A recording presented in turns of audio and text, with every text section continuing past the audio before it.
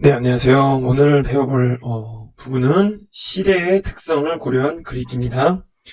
그래서 시대의 어떤 사회문화적 특성이 시대의 사회문화적 특성이 글쓰기의 관습과 독서 문화에 반영된 글쓰기 관습과 독서 문화 이 부분입니다.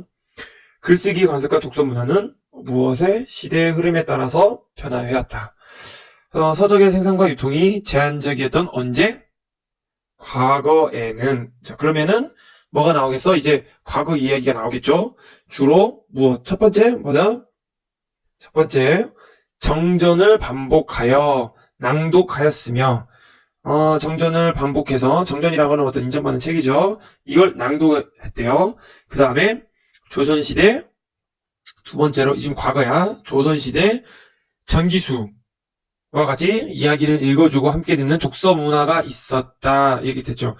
그러면 여기서 전기수를 좀 얘기를 할 필요가 있는데 전기수는 뭐야? 조선 후기에 있는 책을 읽어주는 사람이에요. 그래서 소설을 읽고 일정한 대가를 받았다고 하는데 흔히 말해서 전기수는 어떤 낭독의 달인이었죠. 그리고 돈을 어떻게 버느냐? 어떤 중요한 아주 기묘한 대목에서 짝 멈춰버립니다. 그런데 하고 말을 안 해요. 그럼 사람들이 그걸 듣고 있다가 돈을 줍니다. 돈을 막 던져줘요. 그러면 그 돈을 받고 이제 이야기를 하는데 어느 정도로 낭독을 잘했냐면 조선시대에 어떤 영웅의 활약상 임경업전을 막 얘기를 해주고 있는데 이 사람들이 임경업이 살해당하는 장면이 있었어요. 그래서 살해당한 장면을 얘가 얼마나 이걸 했는지 잘했는지 그걸 듣고 있던 한 사람이 그 전기수를 칼로 찔러 죽였어요. 왜 임경업이 돌아가셨다 하면서 울분에 차가지고 전기수를 찔러서 죽여버렸습니다. 살인까지 이를 정도의 이 탁월한 낭독 능력을 보였던 전기수. 이거 좀 알아둘 필요가 있어서 얘기를 했어요. 또한 글을 쓸 때에는 성현의 말이나 고사를 인용하여 자신의 주장을 뒷받침하는 경우가 많았다. 그럼 세 번째가 이렇게 있겠죠. 세 번째. 글을 쓸 때에는 성현의 말이나 고사를 이용해서 뒷받침하는 경우. 그러니까 여기 지금 노란색 친 건 뭐야? 다 과거에 어떻게 글쓰기의 관습과 독서 문화는 이래했다 이라는 거야. 그러니까 이거 봐봐. 이후 나오죠. 이후 이런 게 이제 시간 순서대로 그러니까 이런 거 잘 봐야 돼. 뭐의 발달로? 인쇄술의 발달로 뭐가 이제 서적 독서 자료가 뭐해서 다양해지고 읽고 쓰는 사람이 늘어나면서 아무래도 전기수가 있었다는 얘기는 그 당시에 글을 모르는 사람이 많았겠죠. 그렇기 때문에 읽어주는 사람이 필요했겠지. 하지만 인쇄술의 발달로 읽고 쓰는 사람이 늘어나면서 점차 뭐라고요? 묵독은 소리를 내지 않고 읽는 거. 반대는 음독이고요. 그게 보편화됐대요. 자, 여기까지 인쇄술의 발달 얘기가 나오는데 이제 뭐가 나와? 이제 이거는 빨간색으로 해볼게. 자, 여기 과거였죠. 지금 이거 과거였죠? 근데 이건 이제 뭐가 나와? 오늘날에는 이제 뭐지? 얘는 인쇄술의 발달, 얘는 뭐의 발달? 인터넷의 발달. 지금 이렇게 이제 오는 거지, 그지? 여기서 이렇게 갖고 이렇게 오는 거겠죠? 그래서 인터넷의 발달로 다양한 지식과 정보가 빠르게 유통되고 있다. 이에 따라 어떻게? 자, 필요한 정보를 어떻게? 선택하고 그 정보를 비판적으로 수용하는 거. 이제 이게 중요해졌다는 거예요. 우리가 솔직히 막 어떤 질문거리 찾고자 하는 거 인터넷에 다 치면은 다 나오잖아요. 그런데 이걸 다 수용을 해야 하냐? 요즘 오죽했으면 거짓 뉴스 이런 것도 막 나오잖아. 그래서 이런 걸 비판적으로 수용함이 있는 독서 방법이 중요해졌다. 이런 거예요. 또한 글을 쓸 때에도 문자뿐만 아니라 사진이나 그림, 동영상 등 여러 양식을 결합하는 어떤 거? 복합적인 글쓰기 방식이 나타났다라는 거. 그러니까 지금 보면 여기는 오늘날, 여기는 과거, 인쇄술의 발달로 다양해지다가 묵독했다가 오늘날에서 이런 글쓰기 방식이라든지 혹은 독서 방법들이 있더라라는 거를 정리를 해두셔야겠죠. 자, 그 다음 이처럼 시대의 사회문화적 특성에 따라 뭐가? 글쓰기의 관습이나 독서문화 계속 이 단어가 지금 반복되죠. 그죠? 이 시대에 따라서 이해하고 이를 바탕으로 시대별로 다양한 글을 읽는 것이 중요하다. 다양한 시대 글을 읽는 것은 다른 시대 사람과 의미를 소통하며 아무래도 작가가 있을 것이고 이 작가가 뭘 써요? 글을 쓸 거 아니에요? 이걸 누가 읽어요? 독자가 있잖아요. 그러니까 이 작가가 아주 오래된 사람이라면 시대가 다르다면 쓴 사람 시대가 다르면 이 글을 통해서 서로 이 독자는 이 글을 통해서 이 작가의 생각을 읽고 생각을 하기 때문에 이런 걸 소통이라고 합니다. 그러니까 이 글을 통해서 독자가 뭐야? 아, 그 당시 작가의 어떤 사상이라든지 이런 것들을, 생각이라든지 이런 걸 읽을 수가 있잖아요. 그래서 그걸 소통이라고 하는 거예요. 그래서 다른 시대 사람들과 의미를 소통하며 다양한 문화와 사고방식을 이해하고 그렇겠지? 향유하는 과정이다. 그러니까 뭐야? 어떤 문화와 사고방식을 이해하고 향유하는 과정이다. 그래서 이런 거 보면은, 어떤 의의가 되겠네, 그지? 이 부분은 어떻게 보면 의의가 될 수 있어요. 이를 통해 인류의 정신적 유산을 계승하고 세계에 대한 안목을 넓힐 수 있다. 그렇죠. 정신적 유산을 계산하고 세계에 대한 안목. 아무래도 이거를 잘 읽다 보면 바라보는 관점이 틀릴 거 아니에요. 그죠? 그래서 다양한 시대에 생산된 가치 있는 글읽기. 그러면 첫 번째 뭐다? 그리스인 당시에 무엇? 사회문화적 맥락을 고려하여 글쓰기의 관습과 독서 문화를 이해하는다. 무엇을 고려해서? 사회문화적 맥락을 고려해서. 그래서 시대 흐름에 따라 어떤 내용과 형식의 글이 창작되었는지, 내용은 소프트웨어, 형식은 하드웨어겠죠.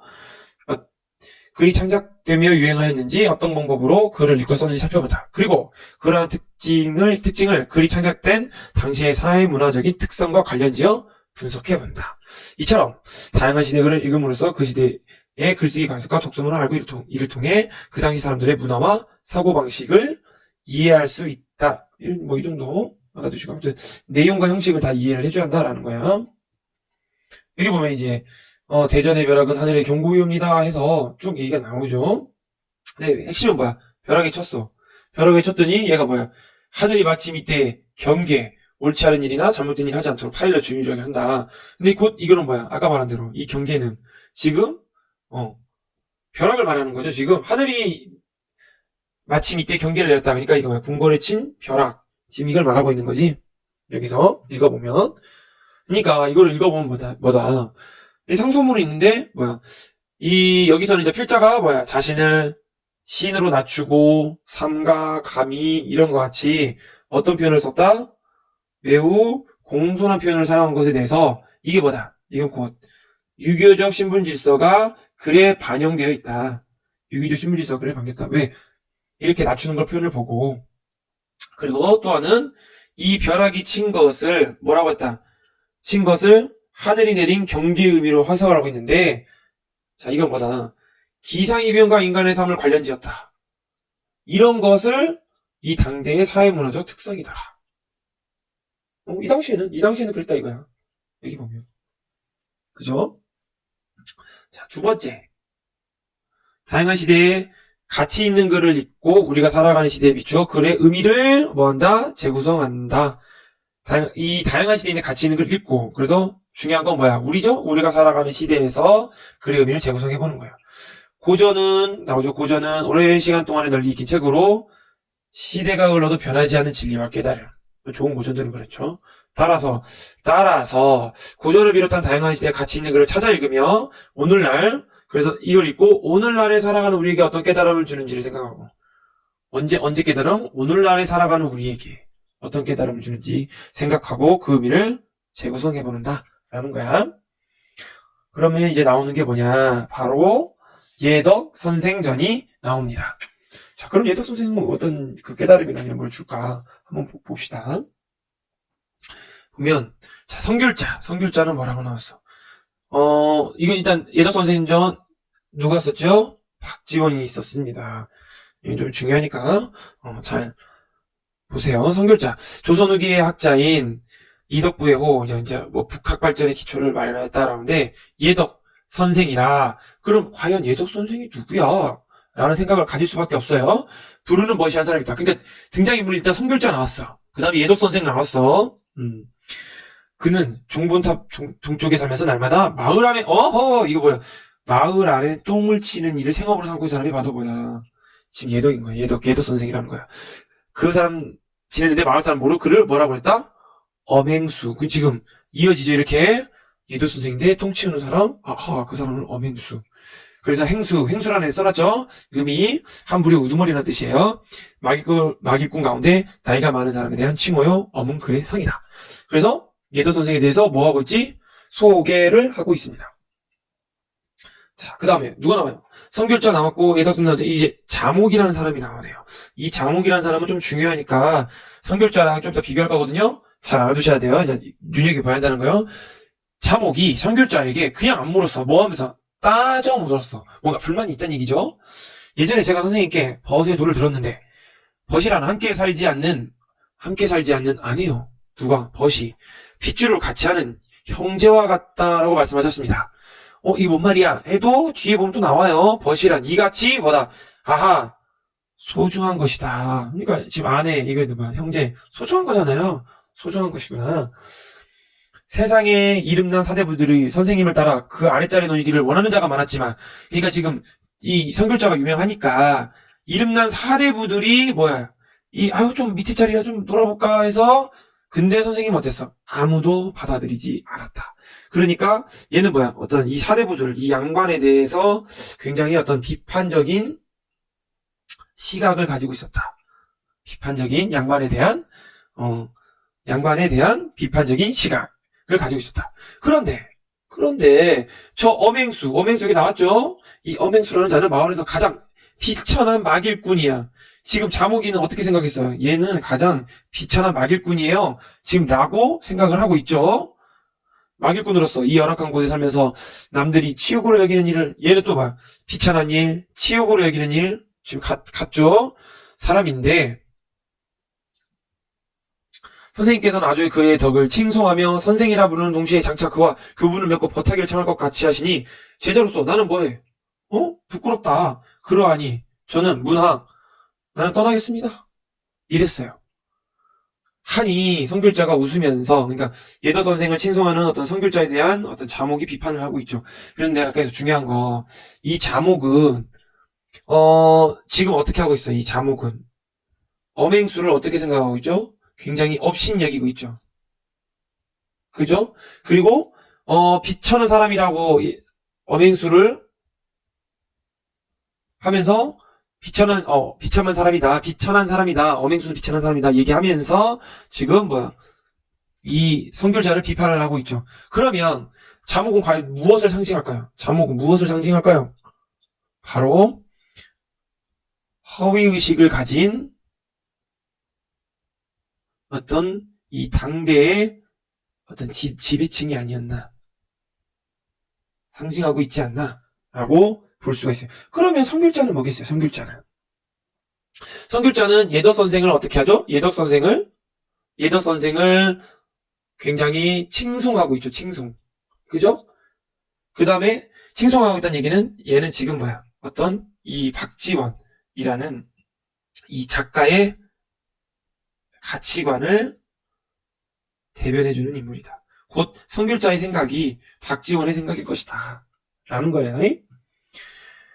하니 성결자는 웃으면서 뭐라고 그래? 안케. 내가 자네에게 벗을 사귀는 것에 대해 말해주겠네. 속담에 의원이 제병 못 고치고 무당이 제굿 못한다 했지. 그렇지 봐봐. 사람은 저마다 스스로 잘한다고 여기는 것들 있지. 의원이 뭘 잘 잘해. 병 고치는 거지. 무당이 뭘 잘 잘해. 굿을 잘하는 거잖아. 그러죠? 의미를 몰라도 충분히 맥락을 보고 판단할 수 있어요. 그죠? 아하. 그런데 남들이 그것을 몰라주면 답답하게 여기면서 도리어 뭔데? 자신의 허물에 대해서 듣고 싶어 한다. 곧 이 말은 여기는 뭐겠어 그러면 의원이 제병 여기 이 부분 의원이 제병 못 고치고 무당이 제군 못한다 라는 의미는 그럼 뭐겠어요? 이 자신의 허물은 자기 자신이 바로잡기 어렵다. 라는 뜻을 가지고 있어요. 충분히 유추할 수 있겠죠?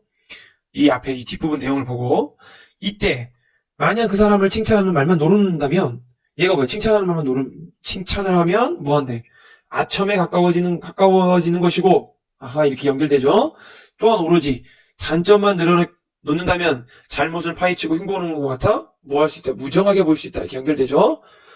그렇기 때문에 어떤 사람의 허물을 말할 때는 이제 뭐한대? 중요한 말이 나오지.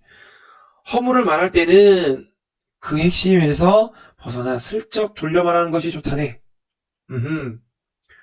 그 다음에 그러면 설사 책망이 좀 과하더라도 그 사람 그리 화를 내지 않지. 왜냐면 그 사람이 가장 듣기 싫어하는 말을 말하지 않았기 때문이지. 그러고 나서 또 하나 있겠지. 슬그머니 뭐 한대. 이게 첫 번째 얘기하는 거면 이게 두 번째 얘기하겠네요. 슬그머니 그 사람의 장점을 마치 숨겨놓은 부분을 발견하듯이 은근히 말해주는 거지. 그럼 마치 가려운 데를 긁어준 것처럼 진심으로 감동하게 될 것일세. 가려운 데를 긁어준 데도 방법이 있네. 등을 토닥일 때는 겨드랑이까지 이르지는 말고 가슴을 어루만질 때는 목도밀까지는 이르지 않는 거지. 뜬구름 같은 말을 하는 것 같으면서도 그 속에 결국 그 사람에 대한 칭찬이 들어있다면 그 사람은 기뻐하며 자신을 알아준다고 생각할 것이네. 이렇게 벗을 사귀면 좋지 않겠는가? 지금 이제 세속적인 사귐에 대한 선글자 언급인데 지금 1번과 2번 이거 두 개는 이 세속적인 사귐에 대한 좋은 방법이라는 거예요. 근데 여러분 이 세속적이다라는 게 뭐지?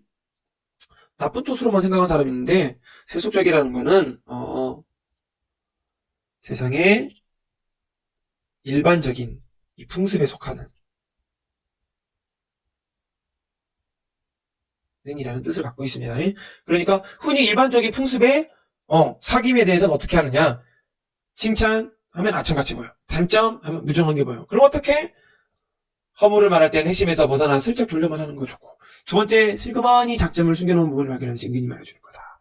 그러니까 여러분, 나는 친구가 별로 없어 하면 이런 방법 한번 써보세요. 아시겠죠? 이게 바로 고전에 대한 어떤 깨달음? 이런 거겠지? 하였다. 자목은 얘도 뭐 이제 귀를 막고 뒷걸음질 치면 그러니까 지금 이런 거 보면 아까도 얘기했잖아요. 뭘 지금 상징하는 거겠어. 이 허위의식을 가진 당대의 지배층 이런 것들을 상징한다 라는 걸 알 수 있겠죠. 그냥 뒷걸음치는데 귀를 막고 뒷걸음질 꼴보기 싫어요. 지금 선생님께서는 시정잡배는 뭐야? 펀둥펀둥 돌면서 방탄한 생활하면 시중에 떠다니는 점잖지 못한 무리. 하인들이 낭독을 가지고 저를 가르치시려 하는군요. 꼴보기지만 하고 있어요. 하니 선귤자가 말하기를 그렇게 말하는 것을 보니 자네가 부끄러워하는 것은 다른 것이 아니 이런 거 그럼 이런 거 뭐냐? 무릇 이제 이런 건 나오겠죠? 무릇 시장에서 이해관계로 사람을 사귀고 면전에서는 아첨으로 사람을 사귀지. 아하 지금 바로 뭐야?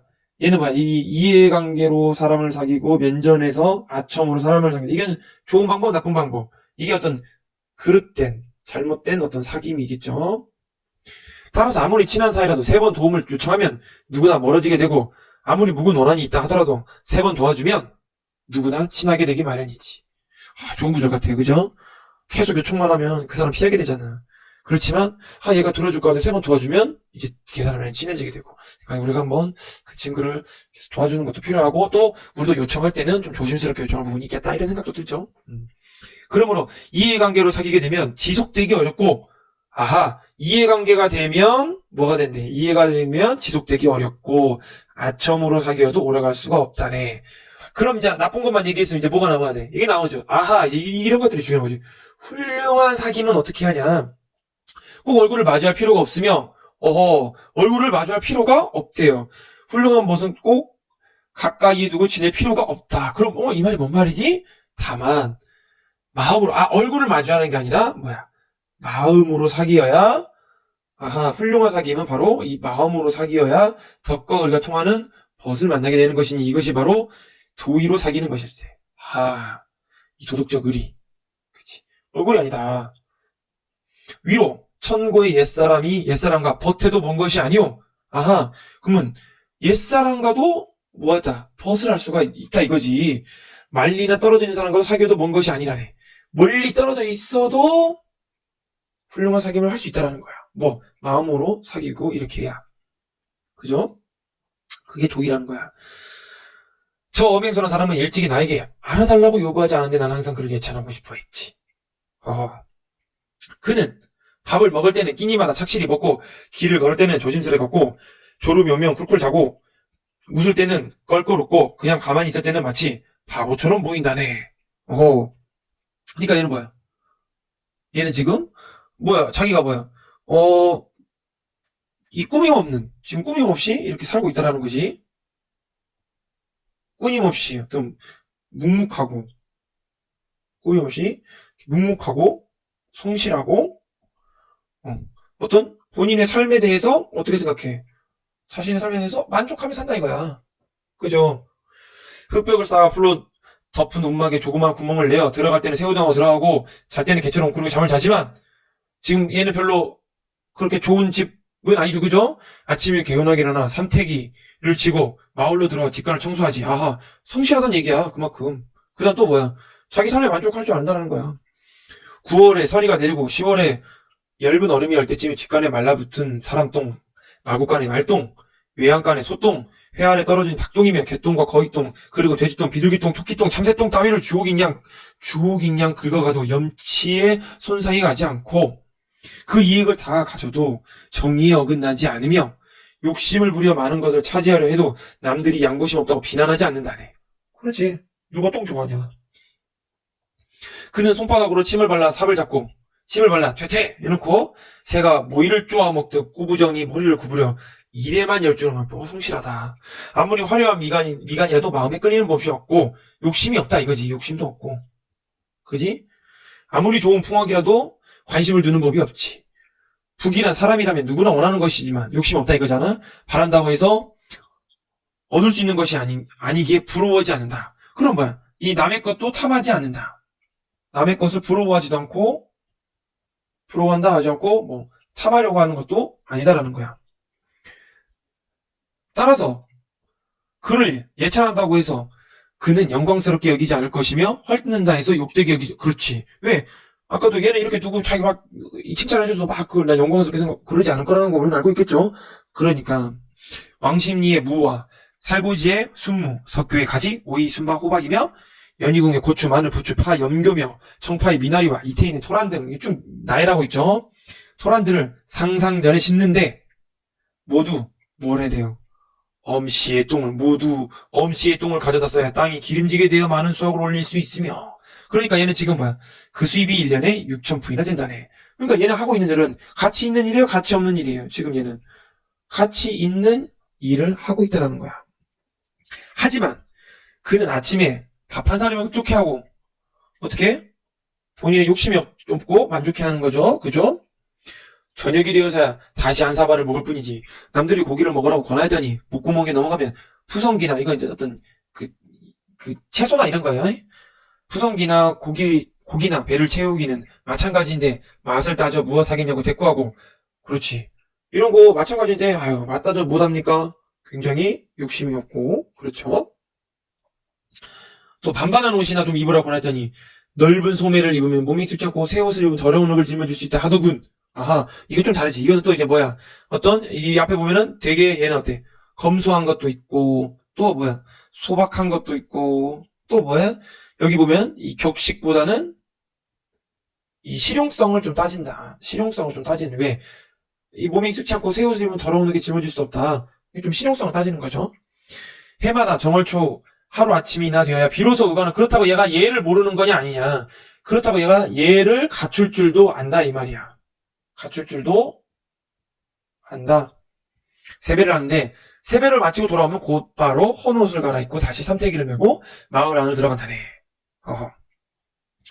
어맹수와 같은 이는 아마도 자신의 덕을 더러움으로 감추고 새 속에 숨어 사는 대은 나오네. 대은은 크게 깨달아 새 속의 흐름 없이 마음이 흔들리지 않고 사냐에 묻혀 사는 사람의 이름.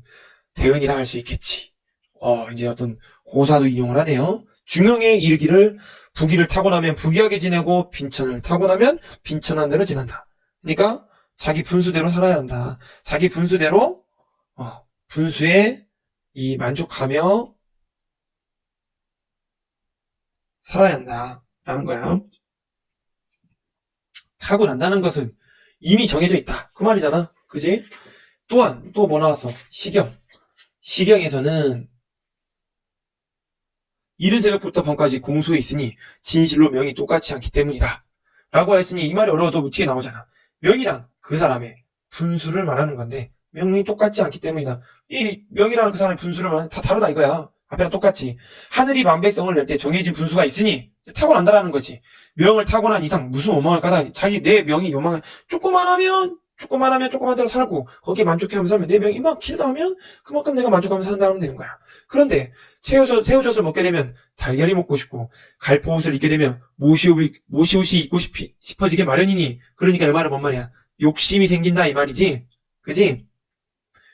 이 부분, 그죠? 욕심이 생겨난다 이 말이잖아. 어지러워져 백성들이 들고 일어나서 농토가 황폐하게 되는 것이지. 그러니까 자기의 뭘 모르고 이 분수를 모르게 되면 뭐가 이 분수를 모르면 이렇게 욕심이 생기고 욕심이 생기면 이 농토가 황폐해진다 이런 부정적인 결과가 생긴다라는 거야. 자, 진승, 오광, 항적의 무리들은 그 뜻이 어찌 농사일이 안주할 인물이었겠는가? 그러면 진승, 오강, 항적 뭐라고 했어? 중국 진나라 말기 일어난 농민반란군의 지도자들이다. 이때 일어난 농민반란은 진나라의 멸망에 큰 영향을 미쳤다라고 했잖아. 그러니까 얘네들은 뭐냐면 이제 뒤에 나오면 알겠지만 본인의 뭘 모르고 이 분수를 모르고 어떤 욕심과 야망을 지닌 사람이에요. 왜 이제 이거를 미리 알아두고 보세요. 무리들은 그 뜻이 어찌 농사일에 안주할 인물이 있겠는가? 얘는 농민반란의 지도자로 잖아. 그러니까 지금 농사일을 하는 게 맞잖아. 주역에서 짐을 짊어져야 할 사람이 수레를 탔으니 짐을 짊어져야 하는데 얘가 수레를 탔어. 지 분수를 지금 어긴 거야. 탔으니 도적을 불러들을 것이다. 라고 한 것도 이를 두고 말한 것이네. 그러니까 요 말이 이해가 되지.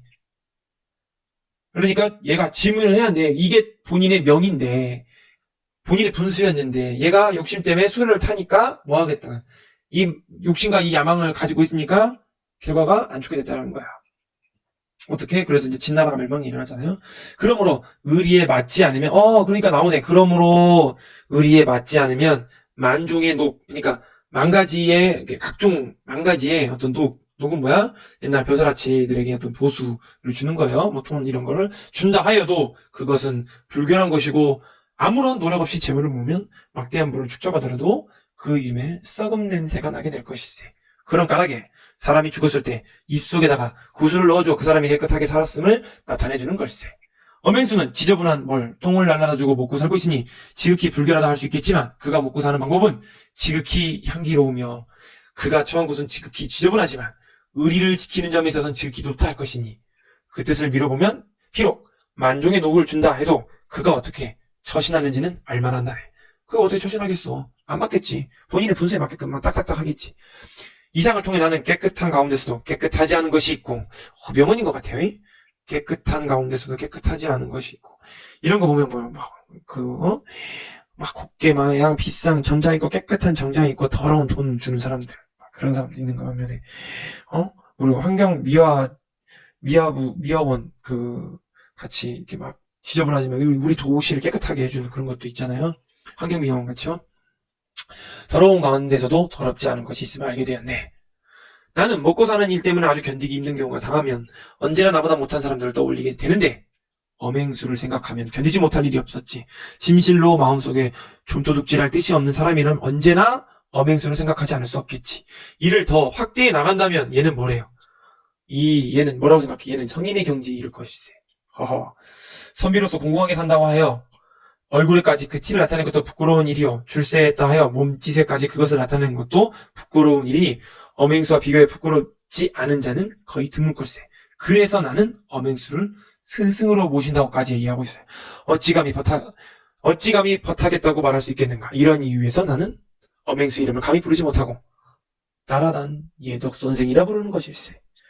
라고 얘기를 했어요. 이거 지금 한글로 나와있지만 원래는 한문이에요. 그쵸? 한문이고 좀 풍자하는 것도 있죠. 그 다음에 보면 우리가 하나 알아둘게 중간에 보면 아까 위에 보면 중용 그 다음에 시경 이 주역 이런 게 나왔잖아. 위에 보면 그잖아. 그치? 이렇게 시경 나오고 이게 뭐 이렇게 주역도 나오고 그 앞에 보면 이렇게 중용도 나오고 지금 이렇게 돼 있잖아. 우리가 이런 거 앞에서 배워봤지만 이게 뭐야? 이 당시에 이렇게 이 고사를 이렇게 인용을 했구나. 어떻게 보면 이 당시에 이 글쓰기에 관습은 이랬구나. 라는 것도 여러분 알 수 있겠죠? 그죠? 그 다음에 또 하나. 여기 조선 후기라고 했어, 배경은. 조선 후기라고 하면은 이 당시 또 글을 어떻게 써? 대부분 조선 후기다 보니까 어떤 당대의 어떤 사회 문화적인 특성이 뭐랄까. 이 사회 문화적 특성으로 이 교화, 가르침, 이런 걸 중시를 했다라는 것도 알 수 있겠잖아요. 이 글을 통해서. 뭔가 교화를 주려고 하고 있고, 교훈을 주기, 뭐 단순히 막 재미난 소설, 뭐 애정소설 이런 건 아니라, 교화나 가르침을 주기 위해서 이런 글들이 많았구나. 그 당시에 사회문화적 특성이 있었구나. 그죠? 그 다음에 어떤 다양한 신분과 직업을 가진 임무를 했구나. 이런 것도 알 수 있겠고. 그죠? 그래서 주제는 어떤 이렇게 될 수 있었고, 대화를 중심으로 사건을 전개하고, 엄행수에 대한 인물에 대한 상관계 평가. 누구랑 누가, 앞에서 나왔잖아. 앞부분에 누구랑 누구. 이 자목하고, 이 선귤자하고. 그쵸? 이 상관계 평가, 누구? 아까 이 자목과 누구? 선귤자. 그 다음에 이 소외된 학침인의 삶을 통해 바람직한 인간상을 제시하고 있더라. 라는 겁니다. 해제를 한번 읽어보면 대화를 통해 바람직한 벗의 사귐과 참된 인간상을 제시하고 있는 작품이다. 제자인 자목은 스승인 선귤자를 비천한 신분의 엄행수와 교분을 맺고자 하는 것을 못마땅하게 여기고 따졌더니 이에 자목은 스승에게 어떤 거북한 마음을 전했지. 그러니까 선귤자는 이해관계나 어떤 아첨에 맺어진 인간관계는 아니야. 엄행수는 전혀 그렇지 않아. 하면서 어떤 한 인물의 생애를 중점적으로 다루는 무엇? 이게 좀 중요합니다, 여러분. 전의 특징을 취하고 있다라는 부분은 좀 중요해요. 그러면 여러분, 전이라는 건 뭘까? 이 시작과 중간, 그 다음에 끝부분이 어떤 일정한 특징을 가지고 있어요. 시작에서는 어떤 인물 소개가 있어야 돼. 전이라 하면. 그러겠지? 중간 부분에서는 어떤 인물의 사상이라든지 어떤 행적을 소개해야 하고, 그 다음에 마지막에서는 이 서술자의 어떤 논평으로 해서 끝이 납니다. 이게 바로 전의 특징이에요. 그러면 이 예덕 선생전은 어떻게 하고 있냐? 보면 맨 처음에 어떻게 써? 예덕 선생. 첫 부분에 예덕 선생에 대해서 소개하고 있어요? 안 하고 있어요? 소개하고 있죠. 위에 쭉 봐봐. 보면 예덕 선생전? 내가 아까 보면 예덕 선생에서 소개를 하고 있잖아. 그죠? 와, 이거 길다. 근데 어쩔 수 없어. 그 다음에 중간엔 인물의 사상, 행적을 소개하고 있다.